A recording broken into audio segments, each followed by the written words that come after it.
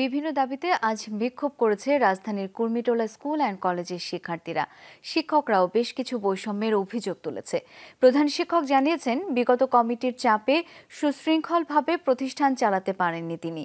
ভবিষ্যতে সকলের ন্যায্য দাবি পূরণে সচেষ্ট থাকবেন। সিলন ফ্যামিলি ব্লেন্ডের কড়ালিকার আর সতেজ স্বাদের পারফেক্ট ব্লেন্ডে স্বপ্নেরা মিলুক টানা। ছাত্র জনতার আন্দোলনে সরকার পতনের পর বিভিন্ন শিক্ষা প্রতিষ্ঠানে শুরু হয়েছে আন্দোলন বিক্ষোভ। রাজধানীর খিলক্ষেতে কুর্মিটোলা হাই স্কুল অ্যান্ড কলেজেও প্রধান শিক্ষকের পদত্যাগ সহ বিভিন্ন দাবিতে বিক্ষোভ করে শিক্ষার্থীরা।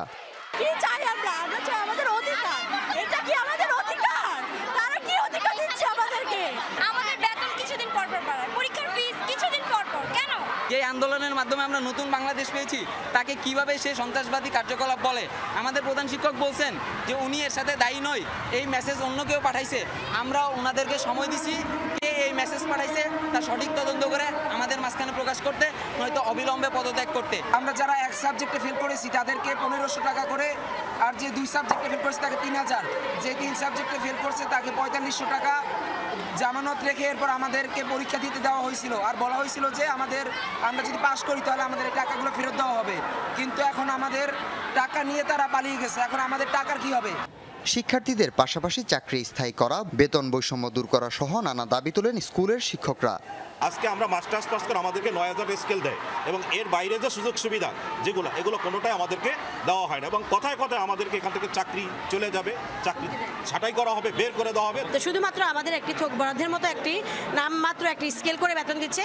19 বছর চাকরি বয়স, আসলে এখানে যে সরকারের সুযোগ সুবিধা, এই সুযোগ সুবিধা যারা এমপিভুক্ত শিক্ষক ওনারা কিন্তু অ্যাভেল করে, আমরা কিন্তু পাই না। আমাদের দাবি আমাদের বেতন বৈষম্য যেন দূর হয়। অধিকাংশ শিক্ষক নন এমপিও, কিন্তু তাদেরকে পর্যাপ্ত সুবিধা যে বৈধ সুবিধা না দেওয়ার কারণে শিক্ষার্থীরা সঠিক সেবা পাচ্ছে না, তাদের মানসম্মত শিক্ষা পাচ্ছে না। এত বছর লাঞ্ছনার পরে এখন যেহেতু আমাদের একটু কথা বলার সুযোগ আসছে, আমরা চাই আমাদের এই বৈষম্যটা দূর হয়ে যাক। শিক্ষার্থী ও শিক্ষকদের অভিযোগ ও দাবির বিষয়ে প্রধান শিক্ষক বলেন, ম্যানেজিং কমিটি ও স্থানীয় আওয়ামী লীগ নেতাদের চাপে তিনি সুষ্ঠুভাবে সব সিদ্ধান্ত নিতে পারেননি। সভাপতিরা বললাম যে আমি স্যার এগুলো তো আমরা জড়ায়েন না, আপনার হেডমাস্টার এদিক দিয়ে আওয়ামী লীগের শাহিন সাহেব, মানে আমাকে এমন প্রেশার যে আমি আমি তখন কি বাচ্চারা বলতে পারি ধরে নিয়ে যাওয়ার জন্য, এটা আমি কীভাবে বলবো? আমি এখান থেকে পারি না। সভাপতি সাহেব বললো যে তাহলে এইভাবে আপনি মেসেজ দেওয়ার ব্যবস্থা করেন। আমি তাহলে আপনি বলে দেন। ন্যায্যতা ও যোগ্যতার ভিত্তিতে ভবিষ্যতে প্রতিষ্ঠান পরিচালিত হবে এমন আশ্বাস দেন তিনি। হাসিবুল করিম, যমুনা নিউজ, ঢাকা।